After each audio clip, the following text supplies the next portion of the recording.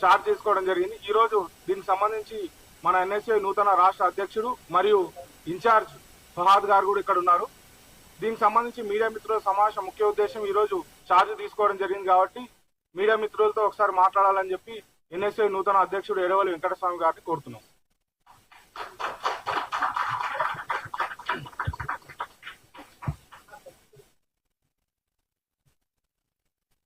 అందరికీ నమస్కారం.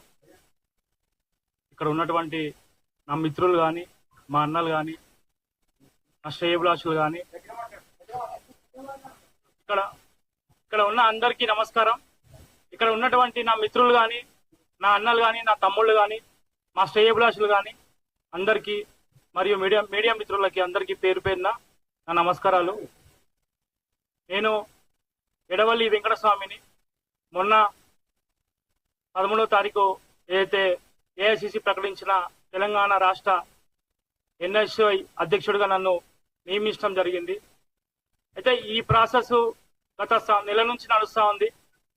ఈ నెల ప్రాసెస్ లో గాంధీ భవన్ లో 26 మంది పోటీ పడితే 8 మందిని ఫిల్టర్ చేసి 8 మందిని ఏఐసిసి హెడ్ ఆఫీస్ కి పిలిచి ఐఏఎస్ అయినటువంటి సేంతిల్ శశికాంత్ గారు, పంచాయతీరాజ్ సంఘటన ఏఐసిసి ఇన్ఛార్జ్ అయినటువంటి madam Meenakshi garu, all India president Varun Chowdhary garu, Kanhaiya Kumar గారు, వీరందరూ ఒక ఇంటర్వ్యూ ప్రాసెస్ లో మా అందరినీ ఇంటర్వ్యూ చేసి తర్వాత వర్క్ క్రైటీరియా, కష్టపడిన క్రైటీరియా, సిస్టంలో ఎన్ని రోజులు పనిచేస్తారు, ఎంత కార్యక్రమాలు పనిచేస్తారు, ఏంటి అన్ని కూడా ఏకధాటిగా నన్ను 35 నిమిషాల పాటు ఇంటర్వ్యూ తీసుకొని నన్ను సెలక్షన్ చేయడం జరిగింది. ఇంకొకటి ఇదొక విషయం. నా యొక్క నియామకానికి నేను ముందుగా నా గురించి చెప్పాలనుకుంటే, నేను విద్యార్థి దశ నుంచి నేను ఎన్ఎస్ఏ రాజకీయాలలో ఉన్నాను. కాంగ్రెస్ పార్టీకి కటర్ కాంగ్రెసీ అంటారు కదా, ఆ కటర్ కాంగ్రెసీలో నేను ఒకరిని. కాంగ్రెస్ భావజాలంతో నడిచే వ్యక్తిలో నేను కూడా ఒకరిని. ఎన్ఎస్ఏలో విద్యార్థి దశ నుంచి స్టార్ట్ చేసి చైతన్య కాలేజ్ ప్రెసిడెంట్ గా, తర్వాత జూబ్లీహిల్స్ నియోజకవర్గానికి ఇన్ఛార్జ్ గా, ఆ తర్వాత ఎలక్షన్ ప్రాసెస్ ఏదైతే స్టార్ట్ చేసినారో కాంగ్రెస్ పార్టీ విద్యార్థి విభాగం ఎన్ఎస్ఏలో, ఆ ఎన్ఎస్ఏ ఎలక్షన్ సిస్టమ్ లో కొట్లాడి తెలంగాణకి రాష్ట్ర కార్యదర్శిగా నేను ఎన్నికైనాను. ఆ తర్వాత మళ్ళీ రెండోసారి జరిగిన ఎలక్షన్స్ లో రాష్ట్ర ఉపాధ్యక్షుడిగా మళ్ళీ రెండోసారి నేను ఎలక్ట్ అవటం జరిగింది. నేను ఉమ్మడి జిల్లాలలో ఒక 5 జిల్లాలకి ఇన్ఛార్జ్ గా పనిచేశాను. తర్వాత ఏదైతే 33 జిల్లాలు అయినాయో ఇంచుమించు ఇప్పటి వరకు కూడా నిజామాబాద్ జిల్లా వరకు నా నియామకమైనంత వరకు నిజామాబాద్ జిల్లా ఇన్ఛార్జ్ గాను, మిగతా వికారాబాద్ ఎక్సెట్రా అన్ని జిల్లాలకు, యూనివర్సిటీలకు పనిచేసుకుంటూ వచ్చాను. నేను ఒక సామాన్య మధ్యతరగతి కుటుంబం నుంచి వచ్చాను. నాకు ఎటువంటి పొలిటికల్ బ్యాక్గ్రౌండ్ లేదు. నాకు మా ఫ్యామిలీలో కానీ లేకపోతే ఇంకెవ్వరు కూడా పొలిటికల్ గా ఎవరు లేరు. కేవలం రాహుల్ గాంధీ గారు ఏదైతే ఏర్పాటు చేసిన సిస్టమ్ మీద ఒక ఇంట్రెస్ట్ తోటి, కాంగ్రెస్ పార్టీ అంటే ఒక నమ్మకం తోటి, రాజకీయాలంటే ఒక ప్యాషన్ తోటి నేను కష్టపడి ఒక చిన్న కార్యకర్తగా ఈరోజు రాష్ట్ర అధ్యక్షుడిగా అయ్యాను. ఈ రాష్ట్ర అధ్యక్ష నియామకం అంటే కాంగ్రెస్ పార్టీలో, కేవలం కాంగ్రెస్ పార్టీలోనే, అంటే ఒక చిన్న సామాన్య కార్యకర్త, పేద కుటుంబం, ఒక దళిత కుటుంబానికి సంబంధించిన కార్యకర్త, ఒక వ్యక్తిని నేను. నన్ను ఈరోజు ఒక రాష్ట్రానికి ఒక శాఖకి అధ్యక్షుని చేయటం అంటే అది ఆషామాషి విషయం కాదు. ఎంతో కసరత్తు నా మీద చేశారు. ఇంత కసరత్తు చేస్తే కూడా నా యొక్క నియామకానికి ముఖ్యంగా శ్రీ రాహుల్ గాంధీ గారు సహకరించినటువంటి శ్రీ రాహుల్ గాంధీ గారు మరియు శ్రీ మల్లికార్జున్ ఖార్గే గారు మరియు శ్రీ కేసీ వేణుగోపాల్ గారు, మా all India president Shri Varun Chowdhary garu మరియు all India NSU incharge Kanhaiya Kumar garu, వీళ్ళందరూ కూడా నాకు మరియు రాష్ట్రం నుంచి తెలంగాణ రాష్ట్ర రథసారథి శ్రీ రేవంత్ రెడ్డి గారు నా నియామకానికి అన్ని విధాలుగా సహకరించి ఆయన నన్ను నియమించడానికి ఒప్పించి ఒక అంటే స్వామి అనే వ్యక్తి సామాన్య కార్యకర్త, దళిత్ కుటుంబం నుంచి వచ్చిండు. 12 ఇయర్స్ సిస్టమ్ కోసం పనిచేసిండు. పార్టీ కోసం ఎన్నో దెబ్బలు తిన్నాడు, ఎన్నో కేసులు వేసుకున్నాడు, ఎన్నో కార్యక్రమాలు, వివిధ కార్యక్రమాలు, అన్ని కార్యక్రమాలు నన్ను చూసి నన్ను సెలెక్ట్ చేసి ఆయన నన్ను ఆశీర్వదించి, ఆయనతో పాటు శ్రీ బట్టి విక్రమార్క గారు అందరు కూడా పెద్దలందరూ నన్ను నా నియామకానికి మరీ వాళ్ళు సహకరించి నన్ను ఈరోజు ఈ స్థాయిలో ఇక్కడ కూర్చోబెట్టడం నాకు చాలా ఆనందంగా ఉంది. అంటే నేను ఎప్పుడు ఊహించలేదు. ఒక చిన్న మా ఫాదర్ ఒక చిన్న పెయింటరు, అంటే చిన్న పెయింటరు, నేను ఈ స్థాయిలో వస్తానని ఎప్పుడు ఊహించలేదు. పొలిటికల్ ప్యాషన్ ఉండే నాకు ఆ సిస్టమ్ మీదనే, కాంగ్రెస్ పార్టీ గురించి ఈ రోజు నేను ఫైట్ చేశాను. దానికి గుర్తింపుగా నాకు ఈ పదవి దొక్కింది. నాకు ఆ నియామకానికి సహకరించిన పెద్దలందరినీ కూడా, రేవంత్ రెడ్డి గారు కానీ, బట్టి గారు కానీ, అనిల్ కుమార్ యాదవ్ అన్న గారు కానీ, మిగతా అందరు కూడా ఎవరిని కూడా నేను జీవితంలో మర్చిపోను. ఏ రోజు కూడా కాంగ్రెస్ పార్టీకి మచ్చ తెచ్చే పనులు కానీ, మాటలు కానీ, ఇంకొక ఏ విషయాలు కూడా నేను చేయను. కాంగ్రెస్ పార్టీ బలంగా ఉంది. బలంగా ఉన్న కాంగ్రెస్ పార్టీని దృఢంగా తీసుకెళ్తా. ఖచ్చితంగా ప్రతి ఒక్క కార్యకర్తని నాతో పాటు కలుపుకొని, ప్రతి జిల్లా, ప్రతి నియోజకవర్గం, ప్రతి మండలం, ప్రతి కాలేజు, ఎందుకంటే నేను గ్రౌండ్ లెవెల్లో ఎస్ఆర్ నగర్ లో బ్యానర్లు కట్టి రోడ్డు మీద పడుకున్న స్టేజ్ నుంచి గాంధీ భవన్ కి ప్రెసిడెంట్ గా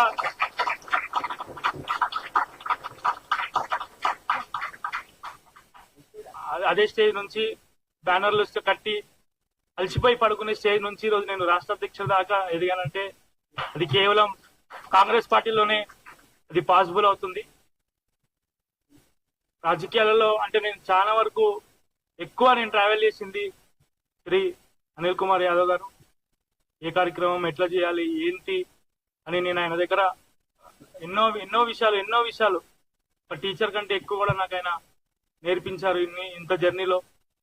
మిగతా అందరి పెద్దలు అంటే వివిధ శాఖలకు సంబంధించి వివిధ హోదాలలో ఉన్న వాళ్ళు, కార్పొరేషన్ చైర్మన్లు, మిగతా అందరితో నాకు మంచి సత్సంబాలు ఉన్నాయి. నేను నాకు ఎవరికి వైరం లేదు. నన్ను అందరు కూడా చాలా దగ్గరగా నన్ను ఓన్ చేసుకుంటారు. అంత కష్టజీవిని నేను. పార్టీ నాకు ఇంకా వేరే యావేం లేదు. పార్టీ ఆర్గనైజేషన్ ఇదే నా పని. ఖచ్చితంగా నేను అనుకున్న, నా మీద నాకు పెట్టుకున్న ఈ నమ్మకాన్ని మాత్రం బొమ్ము చేయను. రాబోయే రోజుల్లో ఇంకా మంచి కార్యక్రమాలతోటి పార్టీ ఆర్గనైజేషన్ బలోపేతానికి నేను పనిచేస్తానని మీ అందరికీ పేరున ధన్యవాదాలు తెలియజేసుకుంటూ, ఈరోజు మళ్ళీ నేను 20వ తారీఖు శ్రీ రాజీవ్ గాంధీ గారి అంటే ఈ రోజే ఛార్జ్ తీసుకోవడానికి ఏంటి గల కారణం అని చాలా మంది మిత్రులు అడుగుతా ఉండే. ఈరోజు శ్రీ రాజీవ్ గాంధీ గారి జయంతి, 80వ జయంతి. ఆయన మా అందరికీ ఆదర్శం. అంటే ఆయన ఎన్ని కార్యక్రమాలు, ఎన్ని విధాలుగా యువతకు కానీ, ఓటింగ్ సిస్టమ్ లో, లేకపోతే ఐటీ రంగంలో, అగ్రికల్చర్ విషయంలో, అన్నిట్లో ఎన్ని రంగాల్లో కృషి చేశారో మీ అందరికీ తెలుసు. నాకు ఒక జీవితంలో ఒక గుర్తుగా ఎప్పటికీ ఉంటది. ఆయన జన్మదినం రోజు నేను ఛార్జ్ తీసుకున్నాను అని నా హిస్టరీలో ఉంటది. మేబీ నేను దీనికోసమే వెయిట్ చేస్తా ఉన్నా, అందుకే కొంచెం లేట్ అయింది, అంతకు మించి ఏం లేదు. తర్వాత నెక్స్ట్ 28 కానీ 29 కానీ కాంగ్రెస్ పార్టీ పెద్దలందరి సమక్షంలో మరియు జాతీయ నాయకులైనటువంటి, జాతీయ ఇన్ఛార్జ్ ప్రెసిడెంట్ అయినటువంటి కన్నయ్య కుమార్ గారు, వరుణ్ చౌదరి గారి సమక్షంలో చాలా భారీ ఎత్తున ఒక కార్యకర్త, గట్టి కార్యకర్త అంటే ఒక సిన్సియర్ కార్యకర్త కార్యక్రమం చేస్తే ఎట్లుంటుందో ఇప్పుడు ఈసారి నేను రాబోయే రోజుల్లో చూపిస్తాను. 28వ తారీఖు కానీ 29వ తారీఖు కానీ ప్రమాణ స్వీకారాన్ని ఏర్పాటు చేసుకొని ఎప్పుడు ఊహించని విధంగా, ఎప్పుడు జరగని విధంగా ఆ కార్యక్రమాన్ని నిరూపించి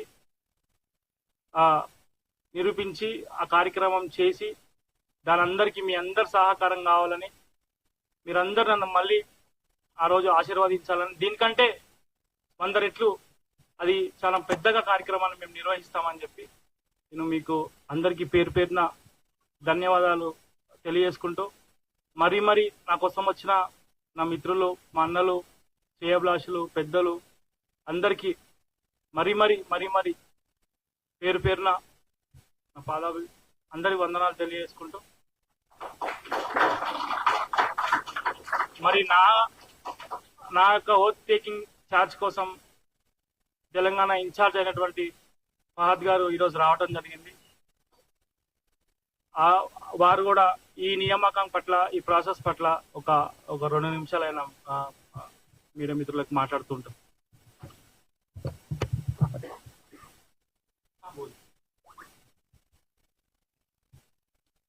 सब लोग को मेरा नमस्ते।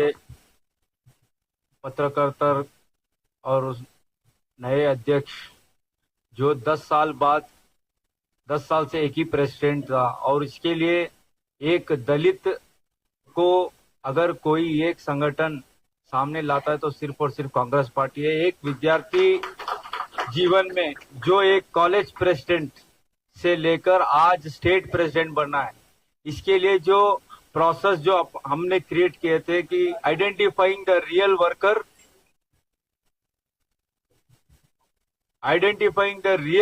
who is in the ground level, reaching to the student, has become the president of Telangana state. Earlier, before 1 month, we had a process in the same Gandhi Bhavan. हमने इधर ही एक प्रोसेस स्टार्ट किया था। 15 लोग उसमें interview दिए थे। हमने शॉर्टलिस्ट करके इन सबको दिल्ली NHA ऑफिस बुलाया गया था। उस पर बहुत सारे लोग से 1-to-1 मीटिंग हुआ, जहां पर हमारे NSY के नेशनल प्रेसिडेंट वरुण चौधरी जी और हमारे प्रभावी NSY ऑल इंडिया के कन्हैया कुमार जी, शशिकांत चंद्री जी और मीनाक्षी मैडम, इनके नेतृत्व में हमने एक इंटरव्यू प्रोसेस लाकर कौन सच रियलिटी बेसिस पे सही कॉलेज लेवल, ग्राउंड लेवल से जो स्टूडेंट को कनेक्ट कर सकता है, कांग्रेस पार्टी को मजबूत कर सकता है, जो कांग्रेस पार्टी का हर कठिन समय पे खड़ा हुआ है, ऐसा एक लीडर को चुन के आज 10 साल बाद एक चेंज लाए हैं। मुझे एक भरोसा है कि वेंकट स्वामी 12 साल से संगठन का साथ लगा है, ये कभी संगठन का खिलाफ नहीं गया। इसको चुनने का कारण AICC ने डिसीजन लिया है और ये आज प्रेसिडेंट पार्टी ने एक्सेप्ट कर दिया है। He is the president of Telangana state. This is the decision taken by the AICC. मैं ये बात क्यों क्लैरिफाई करना चाह रहा हूँ, मैं कल एक पता नहीं कौन से मीडिया वाले मुझे कॉल करके बोले थे कि there is a controversy going on कि he is from Andhra and all. We have seen the documents. Documents have been verified. He is from Telangana. If anyone is wanted to know more about it, I am here. I have the documents. I can project it to you. Secondly, आज इन्होंने charge लिया है state president का, और आने 28th और 29th will confirm the date shortly. We'll speak to the seniors about it, and he'll be taking the vote taking ceremony will be done under the leadership of our national president Varun Chaudhary ji as well as national in charge Kanhaiya Kumar ji. And moreover, in Telangana we have got a best CM who has always been with the people. If a CM who is always with the people is known as people's man, that is no one else than Revant Reddy ji. He has identified a real Karyakarta and he has accepted him as the president. Whatever the decision has been made, I hope no one makes the controversy. इस पे कोई चर्चा ना होए. एक मौका मिला है, हम सब एक होकर, चाहे ऑफिस बेरर्स में कुछ ऊपर नीचे हो, हम हैं, हम उनके साथ बैठ के चर्चा करके आने वाले दिनों में संगठन को मजबूत करने का काम हम करेंगे। इस बात को बोलकर मैं जो पत्रकारिता और नया बना हुआ अध्यक्ष को हमारी NSY नेशनल टीम से बहुत बहुत बधाई देना चाहता हूं। धन्यवाद।